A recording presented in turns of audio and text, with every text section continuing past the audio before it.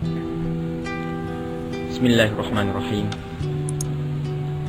Assalamualaikum warahmatullahi wabarakatuh. Alhamdulillahirabbil alamin. Wassalatu wassalamu ala asyrafil anbiya'i wal mursalin. Habibina wa syafi'ina wa maulana sayyidina Muhammad wa ala alihi wa ashabihi ajma'in. Amma ba'du. Para pemirsa yang dimuliakan Allah Subhanahu wa taala. Semoga Allah memilih kita menjadi kekasih-kekasihnya, dan semoga Allah senantiasa membimbing kita untuk berada di jalan yang diridhoinya, dan semoga Allah senantiasa menjaga kita dari terjerumus kepada hal-hal yang menjadikan Allah murka. Kita masih di 10 akhir bulan Ramadan. Kita perlu sering-sering mengingatkan kepada 10 akhir bulan Ramadan. Bukan mengingatkan siapa-siapa, akan tapi mengingatkan kepada diri kami sendiri. Mengingatkan diri kami sendiri agar tidak lupa di 10 akhir bulan Ramadan. Sebentar lagi kita akan keluar dari Ramadan. Itu artinya sebentar lagi kita akan meninggalkan bulan mulia ini. Para kekasih Allah kalau sudah memasuki bulan Ramadan, di samping mereka giat belajar, giat beribadah, akan tapi mereka lebih sering menitikkan air mata. Selamat tinggal Ramadan, selamat tinggal Ramadan.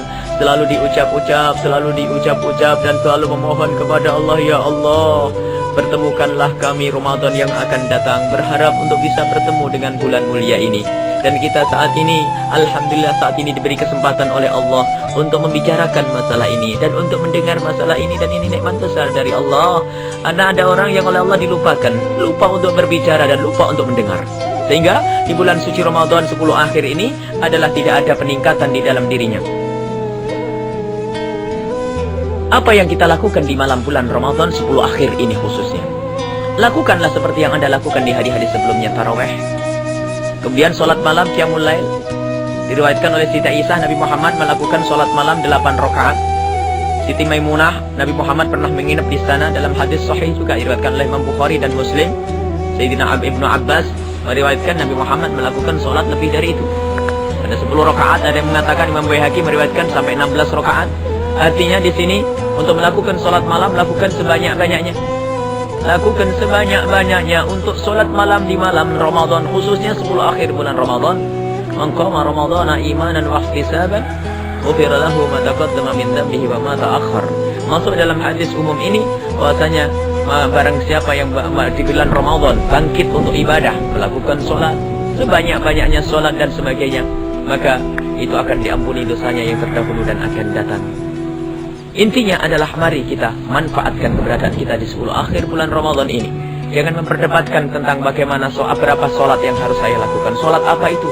Ada sholat sunat mutlak.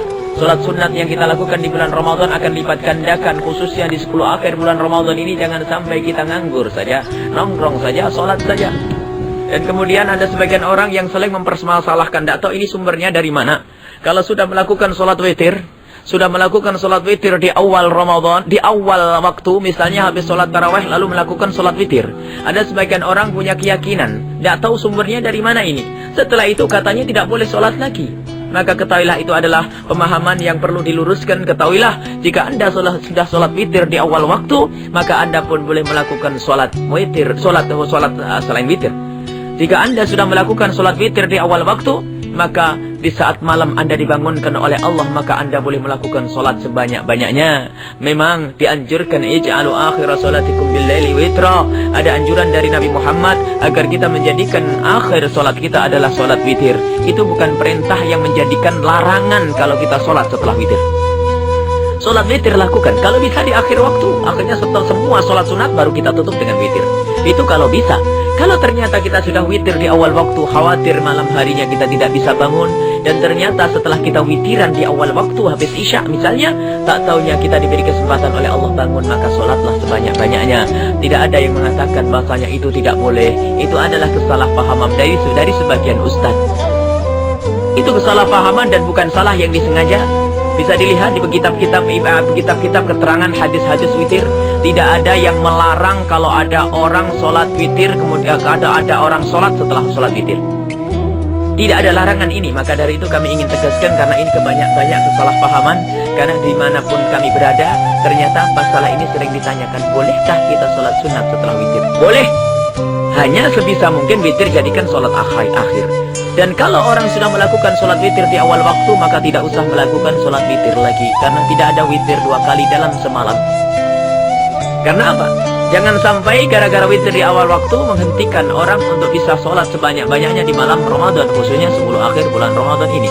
Maka mulialah dengan ibadah di bulan suci Ramadan, dan doakan kami agar kami bisa menghidupkan 10 akhir bulan Ramadan, agar kami mendapatkan ridha Allah. Dan rajin-rajinlah Anda mendoakan saudara Anda, rajin-rajinlah Anda mendoakan tetangga Anda, rajin-rajinlah Anda mendoakan sahabat Anda. Ketahuilah dengan doa kepada orang lain itulah yang akan menghantarkan kepada giatnya diri Anda, karena malaikat pun mendoakan Anda.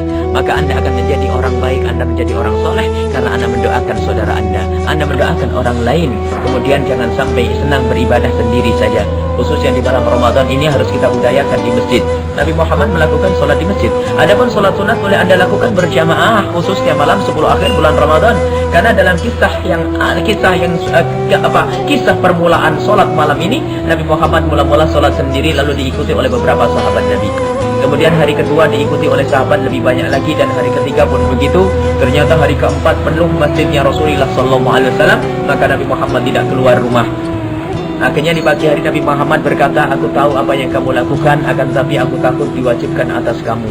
Bukan karena melarang berjamaah, akan tapi karena Rasulullah punya kasih dan sayang kepada umat ini, takut jika diwajibkan sholat malam yang banyak di malam Ramadan ini.